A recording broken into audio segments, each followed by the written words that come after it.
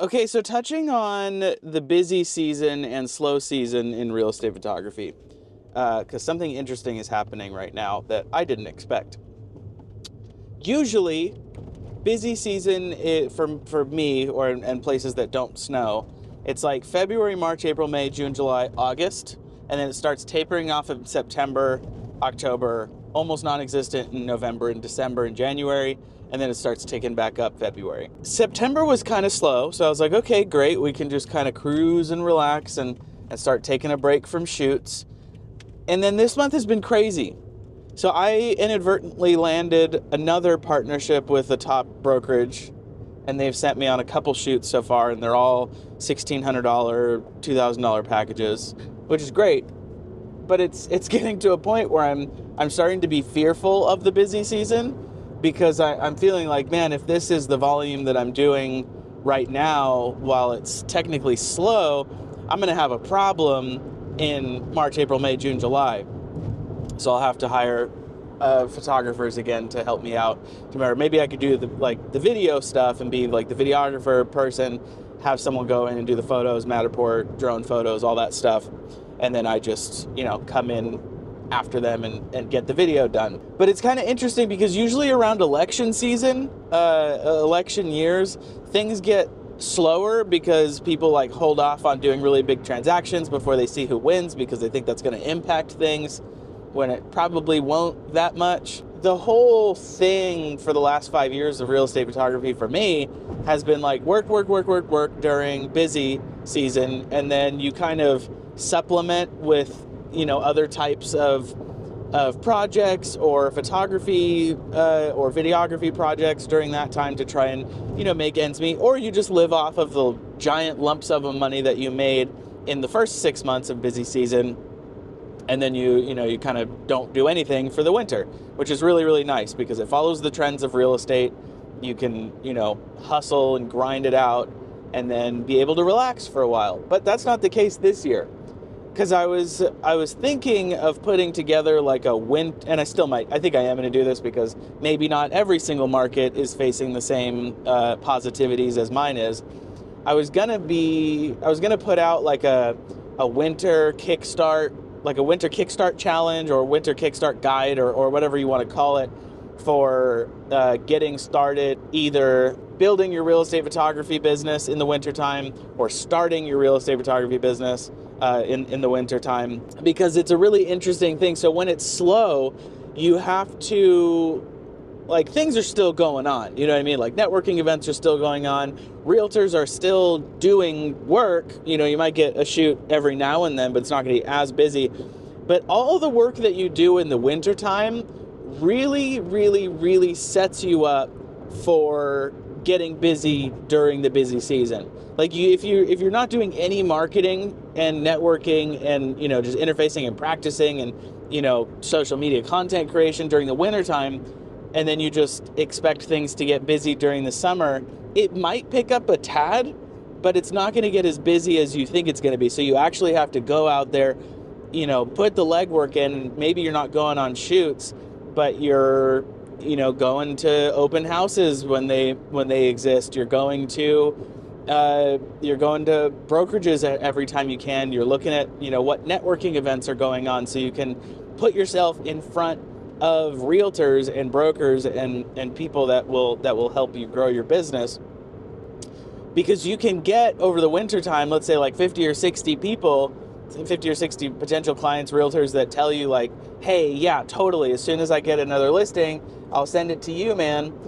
But then nobody has anything for 3 months, and you might even stop talking to them, stop following up with them, and then when it rolls around till they do get a listing, they've already forgotten about you. So what you have to do is, when you make a connection, you create a spreadsheet, and then you put that person's contact information on that spreadsheet, and you just follow up with them.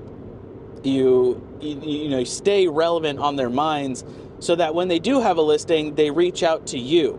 That's going to be the way that's going to help build your business the most out of anything else, especially during the winter time. So you have to stay on these people's minds, because let's say all 50 or 60 of those potential clients that you interfaced with that told you, hey, yeah, next time I get a listing, it's yours, and you stayed in contact with them, well, March rolls around and they all have listings. And suddenly you're going from $2,000 a month to $25,000. That's what happened to me. My first, because I started during the winter time.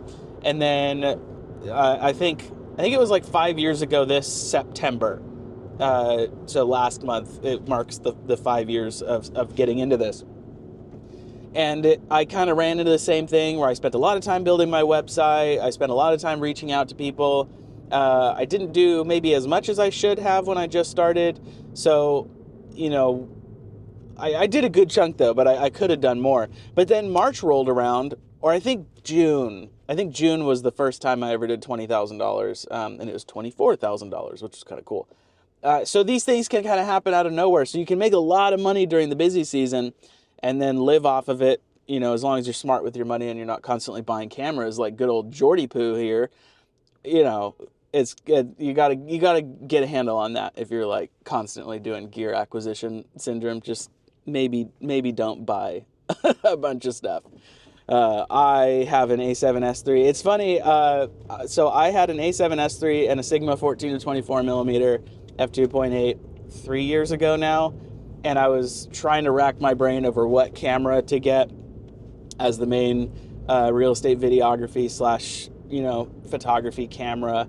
I'm still going to use the Canon 5D Mark III for the majority of the photos, I think, but I bought another A7S III, so I could have just not done anything that I've done over the last 3 years, buying and selling cameras, because I just ended up with the same freaking camera that I had 3 years ago.